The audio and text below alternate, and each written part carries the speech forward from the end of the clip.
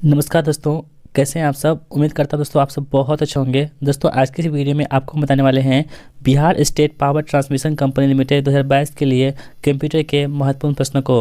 दोस्तों हमने आपके लिए प्रैक्टिस सेट नंबर 1 लॉन्च कर दिया है, जिसका लिंक हमने इसी वीडियो के डिस्क्रिप्शन बॉक्स में दे रखी है। यदि आपने इस वीडियो को नहीं देखा है तो उसे आप जरूर देखिएगा। ये दोस्तों आपको हम प्रैक्टिस सेट नंबर 2 करवाने वाले हैं, ठीक है। इसमें आपको हम टोटल 15 प्रश्न होंगे जो आपके आने वाले एग्जाम के लिए बहुत इंपॉर्टेंट होंगे, इसलिए आप इस वीडियो को अंत तक देखिएगा। दूसरी जितने भी वीडियो हम अपलोड करते हैं, यदि आप उसे फॉलो करते हैं तो आपको निश्चित एग्जाम में 15 में से 15 मार्क्स आपको जरूर मिलेंगे। तो दोस्तों आज की इस वीडियो को शुरू करते हैं। यदि आप चैनल पर पहली बार विजिट कर रहे हैं तो चैनल को सब्सक्राइब जरूर कर लीजिएगा और बेल आइकन प्रेस कर लीजिएगा, जिससे कि हमारी वीडियो की नोटिफिकेशन आप तक पहुँच सके और आप उसे देख करके लाभ उठा सके। तो दोस्तों शुरू करते हैं आज की इस वीडियो को। निजी कंप्यूटर जो अपनी गोद में रखने लायक होता है उसे क्या कहते हैं। यानी दोस्तों एक ऐसा कंप्यूटर जिसको हम गोदी में रख सकते हैं, यानी कि अपने पास आसानी से रख सकते हैं या एक जगह से दूसरी जगह ले जा सकते हैं, उसे हम कौन सा कंप्यूटर कहते हैं। तो पहला ऑप्शन देखिए दे रखा है मेन फ्रेम कंप्यूटर, ठीक है।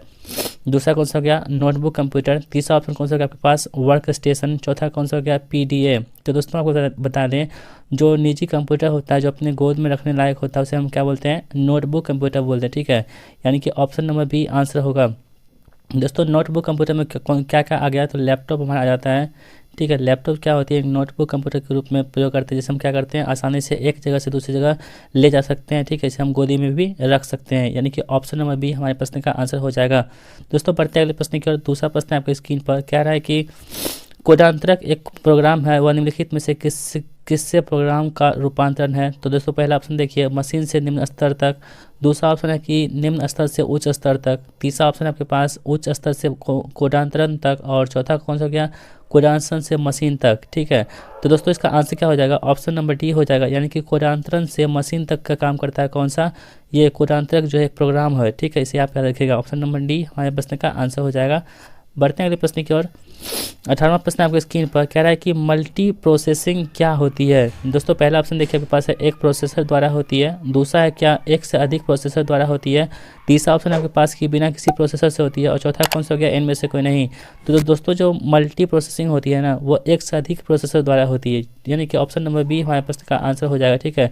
दोस्तों आप इस वीडियो को देखिए और आपको अंत में कमेंट बॉक्स में बताना है कि आपने इन 15 प्रश्नों में से कितने प्रश्नों को सही किया है, ठीक है। तो अपना स्कोर जरूर कमेंट कीजिएगा, जिससे कि आपको पता चल पाएगा कि आपकी तैयारी कितनी हो चुकी है। अगला क्वेश्चन देखते हैं, निम्नलिखित में से कौन सा ऑप्टिकल मेमोरी है, ठीक है। तो पहला ऑप्शन देखिए बबल मेमोरीज। दूसरा कौन सा हो गया फ्लॉपी डिस्क। तीसरा ऑप्शन कौन सा हो गया सीडी रोम। और चौथा कौन सा हो गया कोर मेमोरीज। तो दोस्तों इन चार ऑप्शन में जो ऑप्टिकल मेमोरी होती है वो कौन सी होती है आपको बताना है, ठीक है। यदि आप जानते हैं तो कमेंट बॉक्स में जरूर बताइएगा। दोस्तों इसका आंसर हो जाएगा ऑप्शन नंबर सी, यानी कि सीडी रोम जो है एक प्रकार की ऑप्टिकल मेमोरी होती है, ठीक है। यानी कि सीडी रोम क्या होती है, ऑप्टिकल मेमोरी होती है। ऑप्शन नंबर सी हमारे प्रश्न का बिल्कुल सही जवाब हो जाएगा। अगला क्वेश्चन देखते हैं, 20वां प्रश्न आपके स्क्रीन पर कह रहा है कि सीपीयू में कंट्रोल मेमोरी और तीसरा कौन सा यूनिट होता है। यानी दोस्तों सीपीयू जो होता है किन किन चीज़ों से मिलकर बना होता है। तो पहला ऑप्शन देखिए माइक्रो दे रखा है। दूसरा आपके पास प्रोसेसर। तीसरा आपके पास है आउटपुट। और चौथा कौन सा हो गया अर्थमेटिक या लॉजिक।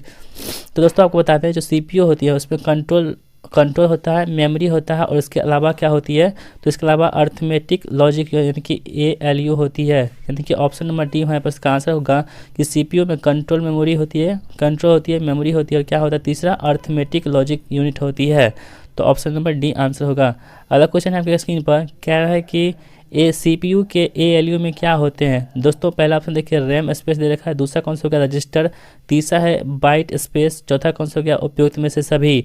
तो दोस्तों जो सीपीयू के एएलयू में होते हैं क्या होते हैं रजिस्टर होते हैं, ठीक है। ऑप्शन नंबर बी हमारे पास का आंसर होगा कि सीपीयू के एएलयू में क्या होते हैं ये एएलयू में क्या होता है रजिस्टर होता है। दोस्तों बात करते हैं सीपीयू की, तो इसका फुल फॉर्म क्या होता है सेंट्रल प्रोसेसिंग यूनिट होती है, ठीक है। इसे कंप्यूटर का मस्तिष्क भी कहते हैं, तो इसे भी आप नोट कर सकते हैं, आपके लिए एग्जाम के लिए बहुत इंपॉर्टेंट है। और इसके अलावा दोस्तों बात करते हैं एएलयू का, तो एएलयू क्या होता है इसका फुल फॉर्म क्या होता है अर्थमेटिक लॉजिकल यूनिट क्या होती है अर्थमेटिक लॉजिकल यूनिट जो होती है एएलयू का फुल फॉर्म होता है। इसे आप नोट कर सकते हैं क्योंकि आपको फुल फॉर्म में भी एग्जाम में पूछते हैं, तो आपको यदि नहीं पता है तो नोट जरूर कर लीजिएगा, ठीक है। तो यहाँ पे प्रश्न क्या रहा था कि सीपीयू के एएलयू में क्या होते हैं, तो क्या होते हैं रजिस्टर होते हैं। ऑप्शन नंबर बी आंसर होगा। अगला क्वेश्चन देखते हैं दोस्तों, 22वां प्रश्न आपके स्क्रीन पर कह रहा है कि गणना और तुलना के लिए कंप्यूटर के किस भाग का प्रयोग करते हैं। यानी दोस्तों जो हम गणना करते हैं, किसी चीज़ को हम गिनते हैं, काउंट करते हैं और उसको तुलना करते हैं, तो उस तुलना करने के लिए कंप्यूटर के किस भाग का प्रयोग करते हैं वही हमको चूज करना है। तो पहला ऑप्शन देखिए डिस्क यूनिट दे रखा है, दूसरा कौन सा हो गया मोडेम, तीसरा कौन सा हो गया ALU और चौथा कौन सा हो गया कंट्रोल यूनिट। दोस्तों यहाँ पे नाम से ही स्पष्ट है कि क्या करते हैं हम लोग किसी वस्तु को गिनने और तुलना करने की बात करते हैं। तो दोस्तों जो ALU होती है ना, इसका मतलब क्या होता है अर्थमेटिक लॉजिकल यूनिट। यानी कि अर्थमेटिक मतलब क्या होता है, आप सबको पता होगा कि मैथ में जो बनाते हैं हम लोग अर्थमेटिक पार्ट होते हैं, यानी कि हम गणना करने के लिए किसी चीज़ को हम करते हैं उसको क्या बोलते हैं अर्थमेटिक बोलते हैं। तो यहाँ पे हम गणना और तुलना के लिए जो कंप्यूटर का भाग का प्रयोग करते हैं तो वो कौन सा हो जाएगा ALU हो जाएगा। ठीक है, तो ऑप्शन नंबर सी जो हमारे प्रश्न का आंसर होगा कि गणना और तुलना करने के जो कंप्यूटर किस भाग का प्रयोग करते हैं तो ALU का प्रयोग करते हैं। तो आंसर ऑप्शन नंबर सी हो जाएगा। अगला क्वेश्चन देखिए आप स्क्रीन पर कह रहा है कि एक हार्डवेयर डिवाइस जो डाटा को अर्थपूर्ण इंफॉर्मेशन में परिवर्तित करता है वो कौन सा है। पहला ऑप्शन देखिए प्रोसेसर दे रखा है, दूसरा है इनपुट डिवाइस, तीसरा कौन सा हो गया प्रोग्राम और चौथा कौन सा हो गया प्रोडक्टर। तो दोस्तों आपको बता दें जो एक हार्डवेयर डिवाइस होता है जो डाटा को अर्थपूर्ण इन्फॉर्मेशन देता है उसे हम लोग क्या बोलते हैं, तो उसे हम लोग करते हैं प्रोसेसर। ठीक है, ऑप्शन नंबर ए इस प्रश्न का आंसर होगा कि प्रोसेसर जो होती है एक हार्डवेयर डिवाइस है जो डाटा को अर्थपूर्ण इन्फॉर्मेशन में परिवर्तित करता है। अगला क्वेश्चन देखिए आप स्क्रीन पर कह रहा है कि प्रोसेसर के 3 मुख्य भाग कौन कौन से होते हैं। ठीक है, कह रहा है कि प्रोसेसर के 3 मुख्य भाग है। ठीक है, तो वो कौन कौन सा है आपको बताना है। तो पहला ऑप्शन देखिए आपके स्क्रीन पर क्या दे रखा है ALU कंट्रोल यूनिट और RAM। दूसरा है ALU कंट्रोल यूनिट और रजिस्टर, तीसरा ऑप्शन आपके पास है कैश कंट्रोल यूनिट और रजिस्टर और चौथा कौन सा क्या इनमें से कोई नहीं। तो दोस्तों जो प्रोसेसर होती है ये क्या होती है ALU कंट्रोल यूनिट और रजिस्टर से मिलकर बना होता है। मैंने आपको पिछले जो क्वेश्चन थे उसमें भी बताया था, इस क्वेश्चन में आपको बता रहा हूँ मैं, आपसे नोट कर लीजिएगा कि प्रोसेसर के 3 भाग होते हैं। पहला होता है ALU, दूसरा कौन सा होता है कंट्रोल यूनिट और तीसरा कौन सा होता है रजिस्टर होता है। ठीक है, तो इसे आप नोट करेंगे, ऑप्शन नंबर बी इस प्रश्न का आंसर हो जाएगा। दोस्तों प्रश्न बहुत इंपॉर्टेंट है, आपको कई बार एग्जाम में प्रश्न देखने को मिलते हैं और इस बार भी आपको मिल लेंगे जरूर।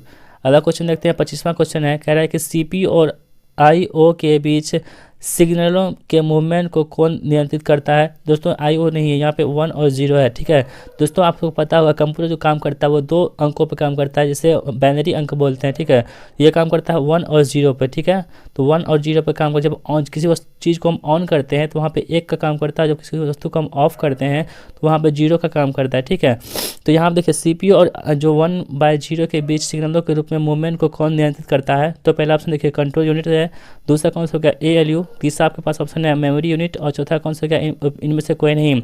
तो दोस्तों आप यहाँ पे नाम से स्पष्ट है कि नियंत्रित करने वाले को हमको चूज करना है। तो यहाँ देखिए कंट्रोल यूनिट हो जाएगा ऑप्शन नंबर ए आंसर, कि CPU और IO के बीच यानी कि 1 और 0 के बीच सिग्नलों के मूवमेंट को कौन नियंत्रित करता है, तो कंट्रोल यूनिट जो है इसे नियंत्रित करता है। अगला क्वेश्चन देखते हैं, 26वां प्रश्न आपके स्क्रीन पर कह रहा है कि कंप्यूटर के सेंट्रल प्रोसेसिंग यूनिट का फंक्शन क्या है। यानी दोस्तों कंप्यूटर में जो CPU लगा होता है उसका जो फंक्शन है उसका क्या फंक्शन है। ठीक है, तो आपके पास देखिए पहला ऑप्शन दे रखा है कि डेटा डिलीट करता है, दूसरा है कि इनवॉइस बनाता है, तीसरा ऑप्शन की गणना और प्रोसेसिंग करता है और चौथा कौन सा हो गया इनमें से कोई नहीं। तो दोस्तों जो CPU होती है ना, ये तो मस्तिष्क का क्या सॉरी कंप्यूटर का क्या होता है मस्तिष्क होता है। ठीक है, यानी कि मेन जो रूप से कंप्यूटर में काम करता है वो CPU ही करता है। ठीक है, तो CPU जो होता है बहुत इंपॉर्टेंट होता है किसी भी कंप्यूटर के लिए। तो यहाँ पे प्रश्न कह रहा था कि CPU जो होता है यानी कि सेंट्रल प्रोसेसिंग यूनिट जो होता है इसका क्या काम है, फंक्शन मतलब क्या होता है, वो कौन सा काम करता है। तो CPU का क्या करता है दोस्तों, तो ये गणनाएं और प्रोसेसिंग करता है, यानी किसी वस्तु को प्रोसेस करने का काम कौन करता है, तो काम करता है ये CPU ही करता है। ठीक है, तो ऑप्शन नंबर सी हमारे प्रश्न का आंसर हो जाएगा। अगला क्वेश्चन देखते हैं, कह रहा है कि 27वां प्रश्न है, निम्न में से कौन सा कंप्यूटर का बुनियादी कार्य नहीं है। ठीक है, यहाँ दोस्तों यहाँ पर कौन सा जो कंप्यूटर का बुनियादी कार्य नहीं है। बुनियादी कार्य मतलब क्या हुआ कि मतलब किसी आवश्यकता चीज़, मतलब कोई भी चीज़ जो इम्पोर्टेंट होती है, जो किसी चीज़ के लिए बहुत मायने रखती है, उसे हम क्या बोलते हैं बुनियादी बोलते हैं, शुरुआती चीज़ बोलते हैं। ठीक है, आवश्यक चीज़ बोलते हैं। तो यह इसमें से कह रहा है कि कंप्यूटर का कौन सा बुनियादी जो है कार्य नहीं है। तो पहला ऑप्शन देखिए कह रहा है कि डाटा को प्रोसेस करना, दूसरा है कि टेक्स्ट को स्कैन करना, तीसरा ऑप्शन आपके पास है कि इनपुट को स्वीकार करना और चौथा कौन सा हो गया डाटा को स्टोर करना।